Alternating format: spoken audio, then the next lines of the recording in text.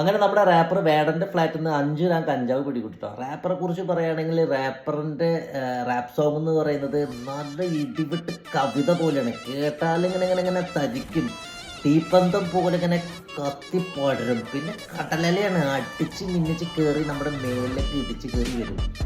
പക്ഷെ ഉണ്ടല്ലോ, ഇതൊക്കെ ആണെങ്കിലും ഒരു പൊതുവേദിയിൽ വെച്ചിട്ട് നമ്മുടെ 2G പിള്ളേരെ വേടനെന്ന് ഉപദേശിച്ചു. അത് നമുക്കൊന്ന് കേൾക്കാം. മക്കളെ ഒരിക്കലും തോന്നണ അപ്പനെ കൊല്ലാന്നൊക്കെ സിന്തറ്റിക് ഡ്രഗ്സ് നമ്മുടെ പിള്ളേരുടെ തലച്ചോറിനെ തിന്നോണ്ടിരിക്കണാണ് മക്കളെ, പ്ലീസ്, ഇല്ലെങ്കിൽ തെറ്റിയിരിക്കുള്ളൂ. കേട്ടാ, മനസ്സിലായ?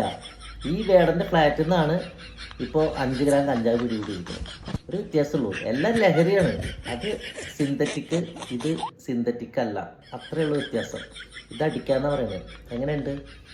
എല്ലാം ഉണ്ടല്ലോ, പുതുതലമുറയ്ക്ക് ഇപ്പോൾ പ്രചോദനമാണ്, ഒരു രക്ഷയില്ല. എങ്ങനെ എൻ്റെ പൊന്നോ നാട് മുന്നോട്ട് പോകും? 4ൻ്റെ വേട പാട്ട് സൂപ്പാട്ടാ, ഒന്നും പറയല്ല.